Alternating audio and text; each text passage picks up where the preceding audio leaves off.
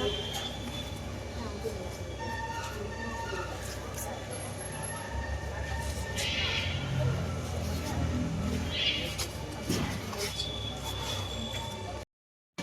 আমরা সেলিব্রেট করতে চাই, কারণ উনি নিজে প্রচন্ড প্রাণোচ্ছল একজন মানুষ ছিলেন।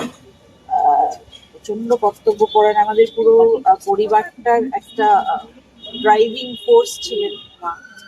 তো সেই কারণে মাকে যে এত মানুষ ভালোবাসতেন, গত দুদিনে প্রায় আইসিইউতে ছিলেন, প্রায় সবখানেক সবেক লোক দেখে গেছে। আমাদের স্পেশাল পারমিশন করাতে হয়েছিল, আমরা বোধহয় মা বেঁচে থাকাকালীন বুঝতে পারিনি যে এত মানুষ অন্তর থেকে এত ভালোবাসছে। সেটা মা নিজে যেহেতু নৃত্যশিল্পী, ক্যালকাটা রয়্যালের সমস্ত শিল্পীরা, আমাদের ফ্রেটার্নিটির বন্ধু বান্ধবরা, থিয়েটার জগতের মানুষরা, সবাই।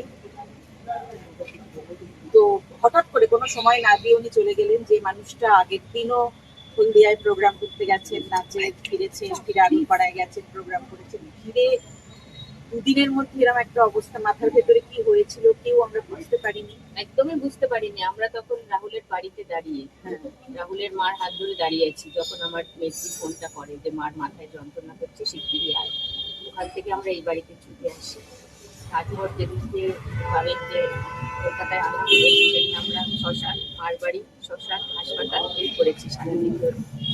মানে আমরা ভেবেছিলাম মার এই মোড় একটু লাগে, পায়ে একটু লাগে, ওরকমই কিছু একটা হয়েছে, মাথায় কিছু একটা হয়েছে, এটা যে এরকম কিছু একটা হবে বুঝতে পারি না। ব্রেন হেমারেজ হয়ে গিয়েছিল। আর মাথায় ব্যথা, সবসময় ডক্টরকে কনসাল্ট করা, ডক্টর সঙ্গে সঙ্গে একটু বুঝে ওষুধ দেওয়া সেসব করলেন।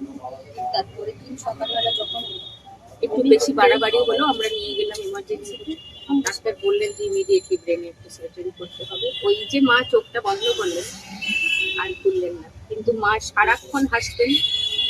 আজকে ভোর থেকে আমরা শুধু ফোনে আর মেসেজে এটাই সবার কাছে পাচ্ছি যে ওই হাসি মুখটা মনে রাখবো। ওই হাসি, মা গান শুনলেই নাচতে শুরু করতেন, মা গাছ দেখলেই বলতেন এই গাছটা তত্তর করে পেয়ে আমি উপরে উঠে যেতে পারি, কুকুর দেখলেই বলতেন আমি ঝাঁপিয়ে সাঁতার কাটবো।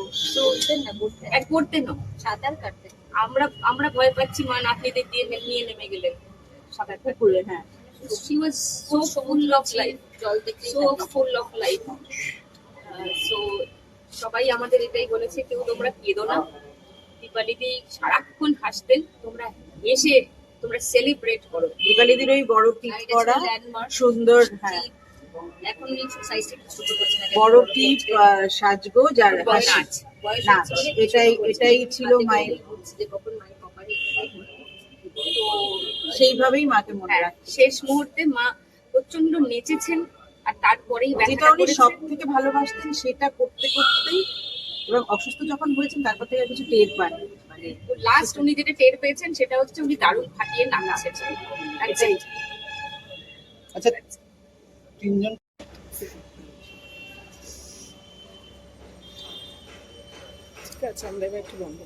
আমি সবচেয়ে ছোট, তাই মার সবচেয়ে কাছের ছিলাম। আর মাকে সব থেকে বকুনিও বড় হয়ে আমিও দিতাম, মা সব থেকে ভয়ে আমাকেই। কিন্তু সব যে কোনো ডিসিশনে মা আগে ডাকতে টুম্পায় যেটা বলছে সেটা। Thank you.